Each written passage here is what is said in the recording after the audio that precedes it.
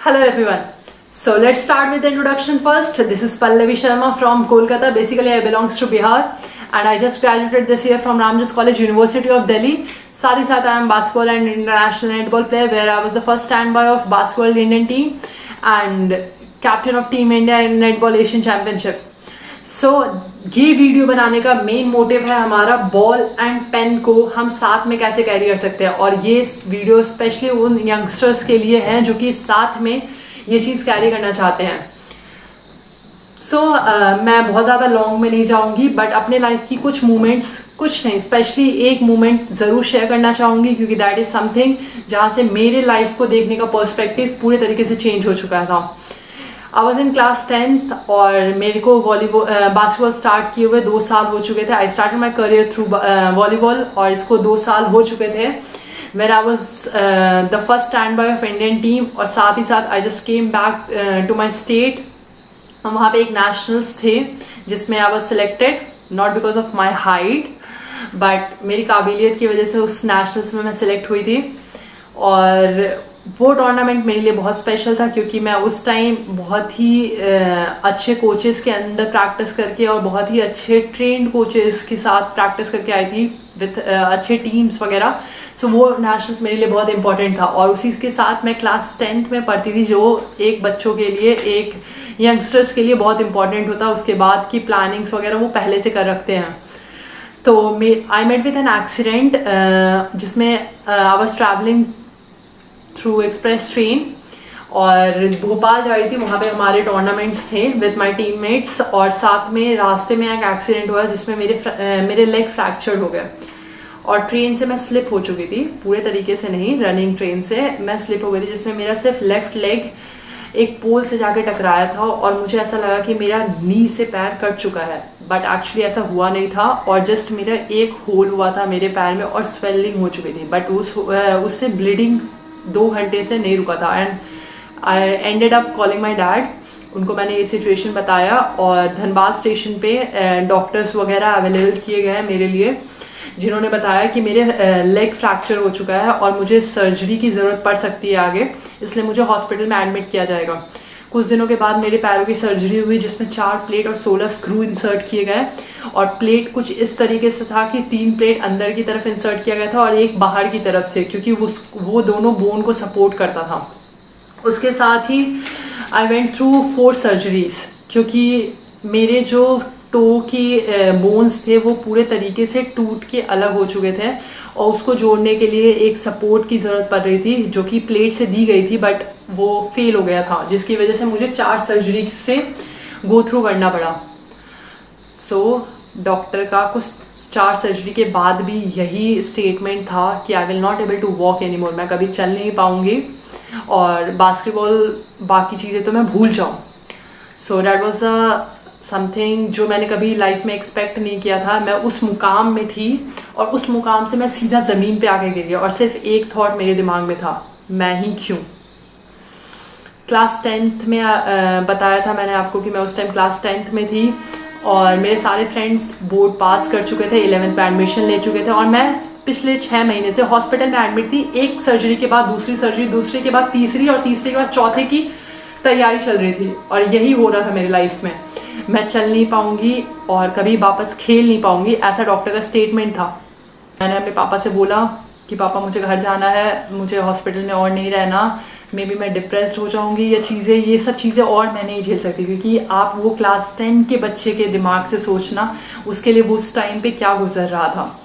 यही चीज़ें मेरे साथ गुजर रही थी. मेरे पापा और मेरी फैमिली बहुत ज़्यादा सपोर्टिव थी. उन्होंने एक बार बोलने से ही डिस्चार्ज लेके घर में ट्रीटमेंट स्टार्ट करवा दिया. घर में ट्रीटमेंट के बाद पता चला कि डॉक्टर की गलती की वजह से 3 स्टिचेस जो थे जो लास्ट सर्जरी के टाइम पे कट हुए थे वो मेरे पैरों के अंदर चले गए थे जिसकी वजह से इन्फेक्शन हो रहा था. उन्होंने वो स्टिचेस मेरे ही सामने होश में रहते वो उन स्टिचेस को निकालते थे और इन्फेक्टेड मसल्स को रोज आके उस चीज़ को निकालते थे हर दूसरे दिन. वो बहुत ही ज़्यादा पेनफुल वाला टाइम था और मेरे लाइफ का वो बिल्कुल ही अनएक्सपेक्टेड टाइम था क्योंकि मैं चल नहीं पा रही थी और पिछले लास्ट 6 और 7 मंथ से मैं सिर्फ बेड पे थी. एक बोझ सी बन गई थी अपनी फैमिली पे और ये मेरे को मेंटली बहुत ज़्यादा इफेक्ट कर रहा था। ये चीज़ें, ये सोचना कि मेरे फ्रेंड्स पास आउट हो चुके हैं, मुझे फिर से क्लास 9th और 10th देना पड़ेगा, मैं कभी खेल नहीं पाऊंगी उस मुकाम में, मेरा एक पहचान बनते बनते मैं बिल्कुल ज़मीन पे आके गिरी और मेरे को फिर से सब चीज़ें स्टार्ट करना पड़ेगा। इनफैक्ट मुझे चलना भी फिर से स्टार्ट करना पड़ेगा। एक टाइम के बाद मैंने ये सोचा कि आज अगर मैं गिव अप कर देती हूँ तो क्या होगा? कुछ नहीं होगा, मैं कभी चल नहीं पाऊंगी और एक नॉर्मल लाइफ कभी एक्सपेक्ट नहीं करूंगी। पर अगर मैंने एक बार ट्राई किया तो शायद एक और सर्जरी होए या फिर मैं कुछ और शायद 6 महीने हॉस्पिटल में एडमिट रहूं, पर मेरे को ज़िंदगी में कभी रिग्रेट नहीं हुआ कि मैंने ट्राई नहीं किया। आप समझ रहे हैं? ये उससे बेटर है ना ट्राई करने से कि एक बार मैं ट्राई करूं, जहां 4 सर्जरी हुए वहां 5वीं भी चलेगी, but I think I should give it a try. मैंने किया और यू विल नॉट बिलीव, कुछ ही मंथ्स में मैं चेयर को पकड़ के चलना स्टार्ट कर चुकी थी। मतलब मैं पहले चेयर रखती थी, फिर आई स्टेप डाउन, फिर चेयर रखती थी, फिर मैं एक स्टेप लेती थी। ये सिलसिला, जो ये टाइम था, वो मेरे लाइफ का सबसे हार्ड टाइम था, बट उन्होंने एट लास्ट मुझे सिर्फ एक ही चीज़ सिखाया कि हमेशा ट्राई ज़रूर करें। गिव अप करने से पहले हमेशा ये ज़रूर सोचे कि आपने शुरुआत क्या इस चीज़ के लिए किया था? क्या आपने शुरुआत गिव अप करने के लिए किया था, या क्या यही एम था जहां आप पहुंचना चाहते थे? तो मैंने ट्राई किया और चलना भी सीखा और धीरे धीरे खेलना भी, जो कि कोचेस, बाकी प्लेयर, टीममेट्स, प्लेयर्स, डॉक्टर तक को बिलीव नहीं था। इनफैक्ट मेरे फैमिली मेम्बर्स को भी शायद ये बिलीव नहीं था, एक्सपेक्टेड नहीं था कि मैं शायद कभी चल पाऊंगी, और अगर चल भी पाई तो कभी वापस ग्राउंड में जा पाऊंगी। तो वो मेरे लाइफ का सबसे, वो 1.5 साल मेरे लाइफ में सबसे ज़्यादा मुश्किल टाइम था, जहाँ पे मैंने खुद को ही मोटिवेट किया और खुद को ही ट्राई किया, क्योंकि वो उस चीज़ से मैं गो थ्रू कर रही थी। मेरे फैमिली, मेरे फ्रेंड्स, सोसाइटी, सबका सपोर्ट था, बट उस चीज़ से मैं गो थ्रू कर रही थी, तो मुझे ही लड़ना था उस चीज़ से। अगर आपके साथ कभी ऐसा होता है कि आपको किसी चीज़ में डिसाइड करना पड़ता है, तो ये ज़रूर सोचें कि क्या आप इस चीज़ के लिए इतने टाइम दिया, इतने साल इस चीज़ के लिए था। अगर आज आप किसी की सोसाइटी के प्रेशर में आके या किसी के भी प्रेशर में आके अगर गिव अप कर देते हैं, तो क्या यही था जो आप देख रहे थे, या यही चीज़ें, सपने थे जो आप चाहते थे? नहीं ना। स्पेशली एक चीज़ मैं गर्ल्स के लिए बोलना चाहूँगी।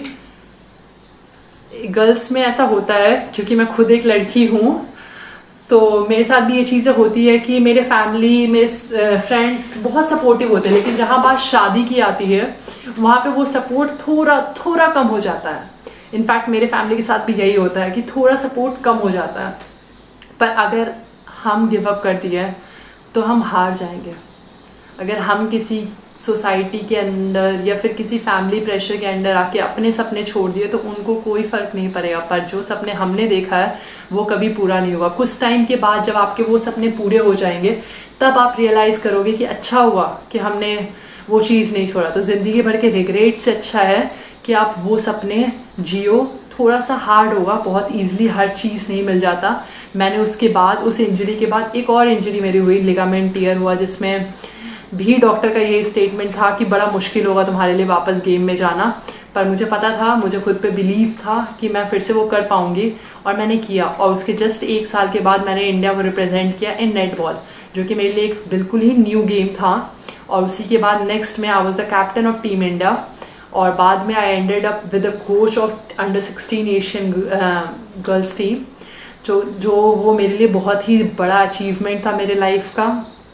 बास्केटबॉल में भी आई रिप्रेजेंटेड सीनियर नेशनल्स, और इस चीज़ को भी बहुत लोग सपने में देखते हैं, बट उस सपनों को कैसे पूरा करना है या उस चीज़ को आपको कैसे रियलिटी में लाना है, वो सब आप पे है। तो आप सोचिए और समझिए कि गिव अप करना और ज़िंदगी भर का रिग्रेट बेटर है, या फिर थोड़ा सा स्ट्रगल और थोड़ा सा लड़ाई सोसाइटी से, मे बी आपके फैमिली मेम्बर से, और क्या पता खुद के मम्मी पापा से लड़ना पड़े, लेकिन जब आप उस चीज़ को कंप्लीट कर लेंगे तो उस टाइम का जो खुशी होता है वो ज़्यादा इम्पॉर्टेंट है। साथ ही साथ आपको स्टडी को और अपने एजुकेशन को रखना इम्पॉर्टेंट है, क्योंकि आज के टाइम पे एजुकेशन ज़्यादा इम्पॉर्टेंट है। मतलब एजुकेशन भी इम्पॉर्टेंट है एंड स्पोर्ट्स भी इम्पॉर्टेंट है। तो आप उस चीज़ को कैसे बैलेंस करते हो, क्योंकि मैं बहुत टाइम नेशनल्स में रहती थी और इंडिया कैंप वगैरह में रहना 2-2 3-3 महीने, और उसी के साथ मेरे एग्जाम्स भी जाना। तो मैं प्रैक्टिस के जस्ट बाद थोड़ा फ्रेश होके आधा घंटे 1 घंटा अपने स्टडी के लिए भी निकालती थी, कि उसमें मैं शायद टॉप ना कर पाऊँ लेकिन मैं पीछे नहीं रहना चाहती थी। तो इस चीज़ के लिए अगर हम अपना एक्स्ट्रा 1 घंटे निकाल लें और शायद थोड़ा 10 घंटे या 8 घंटे या 7 घंटे ही सोएं, या फिर जो एक्स्ट्रा मस्ती टाइम या बाकी चीज़ें होती है उसके साथ थोड़ा डील करके अगर हम 1 घंटे अपने स्टडी के लिए भी निकालते हैं तो वो शायद काफ़ी होता है। क्योंकि जो चीज़ें हम ड्रीम कर रहे हैं उसके लिए हमें थोड़ा एडजस्ट तो करना पड़ेगा। तो स्टडी और साथ ही साथ गेम को कैसे लेके चलना है ये सिर्फ आप पे है, क्योंकि 24 घंटे हैं आपके पास और वो बहुत ज़्यादा मैटर करता है।